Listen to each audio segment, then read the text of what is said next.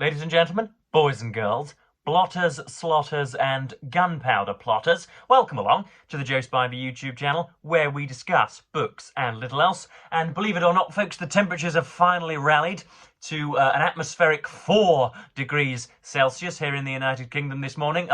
One of our meteorological assistants on the morning news had the gall to tell us that we should feel much better now that the temperatures are 3 and 4 degrees Celsius, which I believe, if you run it through the conversion systems, is about 37 to 38 degrees Fahrenheit. So for you Yanks out there who are sipping pina coladas on sun lounges in exorbitant heat, that is the temperature that we are suffering through today. And of course, we are utilising the small little asterisks that we place above "and little else" in our melodic introductions on this YouTube channel, and we are veering off into the extracurricular realms.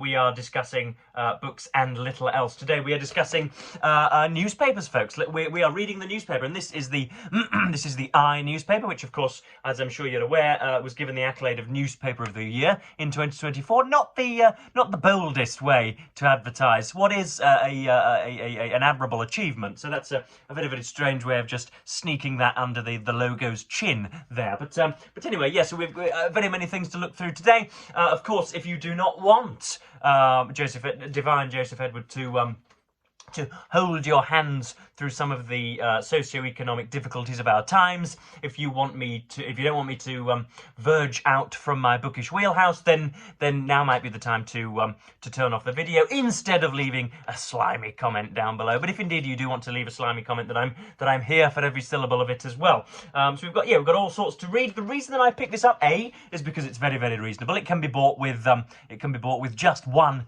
of His Majesty's Royal £1 coins. It's 90p, and which is, of course, 1/3 of the price of most other newspapers nowadays. And also, folks, I have been, as I'm sure you're aware, desperate for gainful employment, and an opportunity at the I newspaper came up only a few days ago. A successful applicant does not need, believe it or not, letters after their surname. They do not need to be Joe Spivey, BSES, FQDLP. They are not looking for somebody who has graduated from a tertiary educational institution. They're just looking for somebody with, hopefully anyway, with a centre parting and a plum throat and an expanded vocabulary. So that would be jolly nice, would it not, if I could become something of a helper at the I's offices. So I thought it would be good to read some of the pages to which I may well be shortly contributing. So we've got all sorts to discuss here. So we've got an extra. The headline is that an extra 100,000 pensioners will be plunged into poverty after the winter fuel cuts have been orchestrated by Starmer and his Bolshevising Labour government. That's at least the take that you would be forced to take up if you read most of the right-wing rags of this country. We've got celebrated motoring journalist Jeremy Clarkson, who took to the town in order to protest changes to inheritance tax bans for farming and agricultural land. And then, of course, you've got the last gasps of the Biden administration sending rockets into, or at least granting American and British permission to launch some pretty excellent rockets into Russian-occupied Ukraine. Hopefully you can see this, folks. This, of course, is detailing some of the snow that we have had. Fortunately, we only got the lightest fluttering here in Kingston upon Hull, but I do believe in the leafy undulations of Derbyshire, where Grand Viceroy Spivey resides, they are themselves waging their own white warfare, as Mr. Shackleton might have said it. They are plunged in the snow, and they have an old gentleman there walking his dog, and that's a royally cute picture. I'm sure you will agree. So yeah, you can. I noted early on that you can already see the influence of social media on print newspapers. They have what's called the news matrix, the day at a glance, and I've noted there in the top margin you can see already how social media's chunking methods are trickling down into the print media. So you've got 10 quick stories which take no longer than 10 or 15 seconds to read, just so that you can become acquainted with some of the global saber rattling that is going ahead. And the first story, and the story which will probably take up a great deal of today's video, is indeed the aforementioned farmers' protest. And this is in response to a couple of lines in Rachel Reeves' demonised economical budget, which was released a few weeks ago, which essentially introduced the payment of inheritance tax for farmers. So, prior to 2024, you could purchase 5, 10, 15, 20, 25 million pounds worth of agricultural land, thus inflate the price of such land in the first place, and then pass that on to your children, and your children would not incur any charges whatsoever as a result of inheriting that. I don't know whether there are similar things in Britain, in America, or I should imagine there are in continental Europe, but if you have a stonking property in this country, if you are a Turkish baron or a Russian oligarch, and you've got 7 or 8 apartments in Pimlico totaling £7 or £8 million, and you hand that off, the benefactee or the benefitee is entitled to pay an awful lot of money just to inherit it, because it's seen by the government as unearned wealth, which is a dubious concept, to say the least. But nowadays we have introduced it to farmers, and so now if you have agricultural land that is priced above £3 million, and then you pass it on to through a spouse and then through to a surviving relative, they will be forced to pay, I think it's 20% of the value over £3 million. So if your agricultural land is valued at £3.5 million, you will be charged 20% of £500,000, which of course can be spread over 10 manageable annual payments over a decade. And the farmers are not particularly happy about this. It is said by a great deal of them that, or it is said by a great deal of commentators that some of them are misinformed. But really, I do believe that this is the uber wealthy farmers who are having to reap what they have sown, because the whole reason that farmers are, as it were, asset rich and cash poor, a lot of them have been saying that they own £5 million worth of land and yet only generate £50,000 to £60,000 per annum from their farming.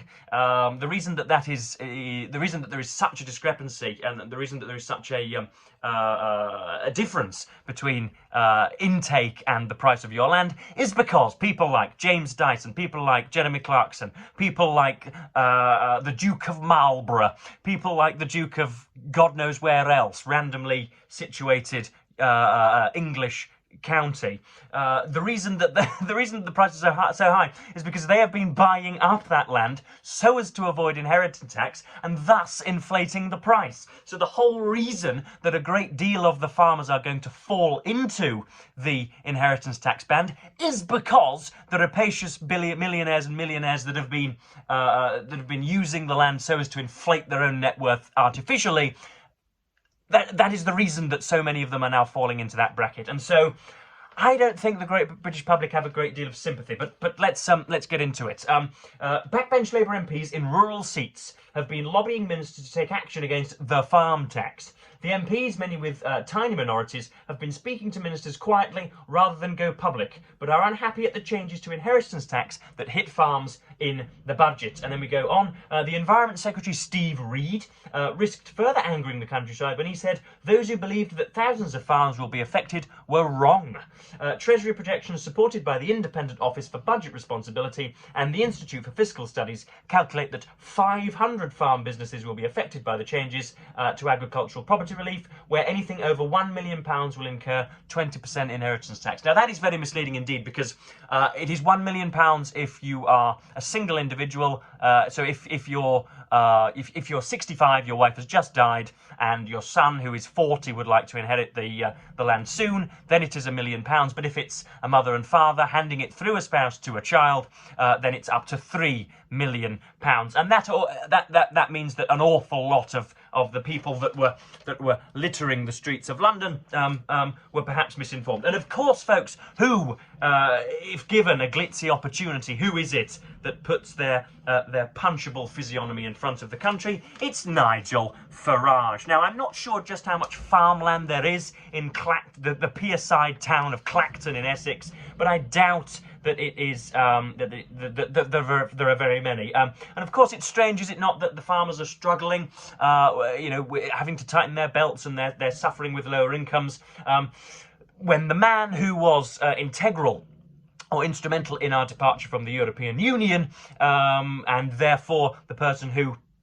should be thanked for the farmers' lack of funds and for subsidies as part of the Common Agricultural Policy, which every single EU state is entitled to. The reason that the farmers are no longer the beneficiaries of those sums is because we are no longer a part of the European Union, and that, of course, is Nigel Farage's pet project. But he can be, here he is, there he is in his yellow chinos with his flat cap and his Wellington boots. He can be spotted virtually anywhere other than behind the desk of his constituency office doing his job. So please do let me know, farmers, if heaven forbid I have attracted any of you here, please do let me know if it's going to affect you, and we can reason it out in the comments. There's nothing like good British robust debate.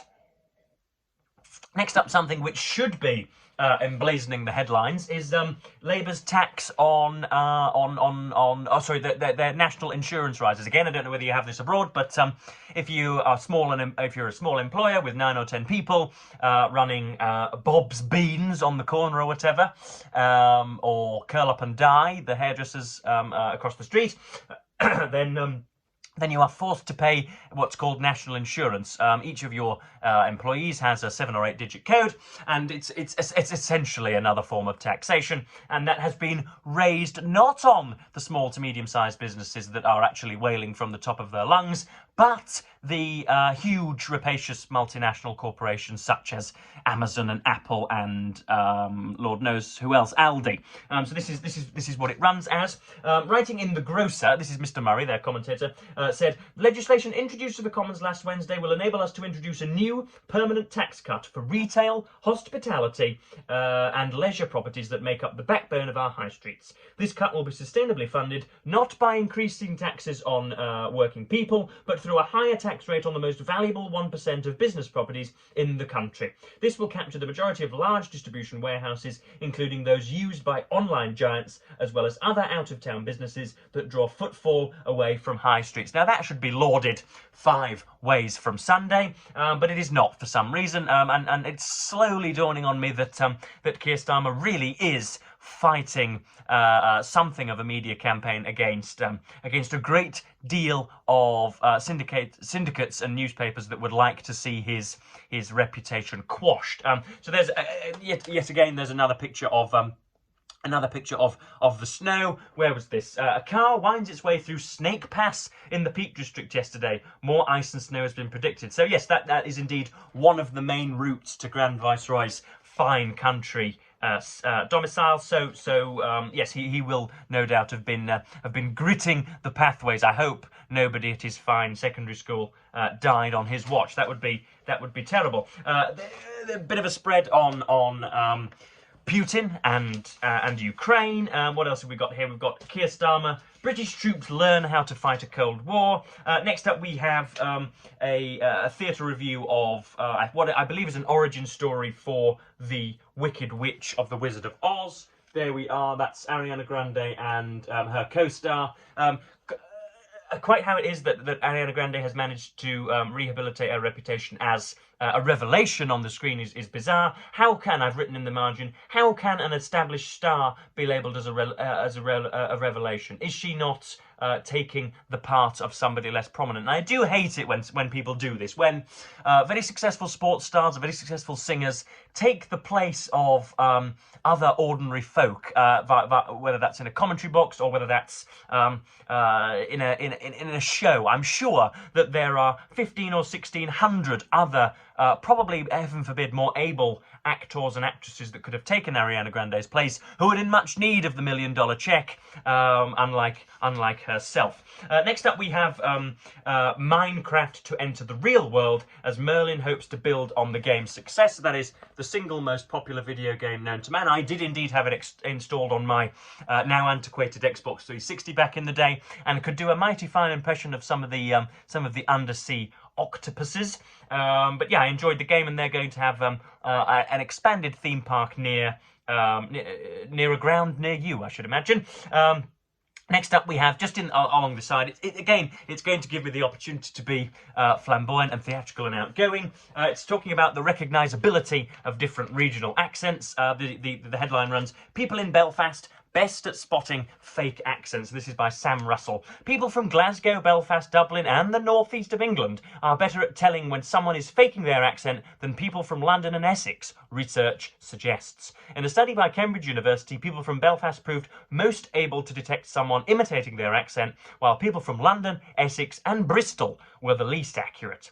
Corresponding author Dr. Jonathan R. Goodman of Cambridge's Leverhulme Centre for Human Evolutionary Studies says, "We think that the ability to detect fake accents is linked to an area's cultural homogeneity, the degree to which its people hold similar cultural values." Sounding strangely like Douglas Murray there. "Researchers recruited around 50 speakers of 7 accents of English and got them to read sentences in their own accents, and to read them while mimicking other accents. The accents were northeast of England, like Monkey Hangers from Hartlepool, and then we've got Belfast, which is a really sort of staunch Irish accent, and then you've got Dublin, which is a lot softer, and that's the sort of typical hearty, let's go to the woods stuff. Then you've got like the Bristol, where you got Bristol, so you've got to sort of do a sort of Somerset accent, but you can't go like too country like cider, but you've still got to have that region. And then you've got Glasgow, where you've just got to sound drunk as a skunk in a Soho doorway, and then you've got Essex, where everyone's like super airheaded and like no one's got a particular idea about nothing, and all people care about is the zeros in your bank account. And then you have received pronunciation, which of course has long since gone out of fashion. So those were the 7 or 8 accents that were allowed me to display my own accents, and so yeah, apparently people from Northern Ireland are better at spotting fakes, whereas those from Essex don't know how to do it. I shouldn't really insult the people of Essex, because I met a fine resident of Chelmsford once on a holiday to Tenerife and gave her a royal porking, I think would be the phrase. Next up, we have talking about the inability of millennials to have midlife crises. Apparently, millennials simply can't afford one. This is by, I'm going to butcher this name because it's of foreign origin. We have Xing Cheng, I think it was, yeah, I've grown tired of this now. I used to be all in favour of the generational wealth gap, but even myself, somebody who suffers from such a wealth gap, has grown tired of I'm demonstrating my fatigue at some of their moaning. I've written in there more loveless rutting and more faux despondency from someone doing jolly well, and that person is probably soon to be a colleague, so I shouldn't be seen to be publicly denigrating them. And then finally, folks, there is a great deal more that I could read, but I'm going to settle on this final point. There has been a scandal, shall we say, or again an emanation around a Telegraph journalist by the name of Alison Pearson, and she has been contacted by the Essex Police, or was contacted. Her home was sort of, shall we say, rambunctiously invaded on Remember Sunday, and the police informed her that she was perhaps being prosecuted or questioned about alleged stirring up of online hatred. It turns out that, I may as well read the piece. Let's take a mirror to a story that has been running for the past week. Something that, for the Daily Telegraph at least, threatens the very principle of free speech in the UK. Imagine you are one of 2 young, non-white people taking part in a demonstration in Manchester in support of Pakistan's PTI party, the political party founded by the former Prime Minister Imran Khan. You pose for the video flanked by police officers. It is a scene that speaks of peaceful protest racial harmony and law and order. And then imagine that this video was reposted by Alison Pearson, a Daily Telegraph columnist with more than 180,000 followers on X, and you were incorrectly identified as Palestinian protesters, even though it is clear that you are holding a Pakistan flag, erroneously locating you in London by saying that the officers present were from the Metropolitan Police, and describing you as Jew haters. And of course, she has called the issue Kafkaesque, and the right are hailing it as another Starmerian infringement on civil liberties and another curtailment of free speech. Utter demonstrable balderdash. The right seem to have a love of free speech absolutism when that means that they can be reprehensible in with their speech. But then those very same people that are that hate this story and say that anybody should be allowed to say anything, of course, would very much like to see people imprisoned for criticising their side. So I'm thinking of Elon Musk and Donald Trump Jr. and indeed the High Leader himself. These people that these people that believe on free speech when indeed when the political ideas they love are the ones being most vehemently espoused. So yeah, that just about covers this edition of The Eye. It was a jolly good paper. I enjoyed reading it. A little bit, again, I don't want to insult my potential future employers, but perhaps a little headline. This may be their genre, or at least this may be their métier, but a little bit headline heavy. Not a great deal of incisive and long-form thought pieces, which I should have liked to have seen. But what do you want for 90p? What do you expect for 90p, Joe? So, yeah, I hope that I didn't butcher many of those accents, and I hope that I have done duty to this paper. So, yeah, the only reason I did this was because a great deal of you said that it was enjoyable the last time I did it, and it's something that I enjoy. So, I think that pretty much does me for today, folks. I'm going to studiously recline and continue reading the final part of Ernest Shackleton's, or at least Roland Huntford's biography of Ernest Shackleton, with sort of appropriately accoutered in a fine brown turtleneck. So yeah, I'm probably going to cap this video at 22 minutes, and as per usual, thank you ever so much for watching BookTube, and say goodbye.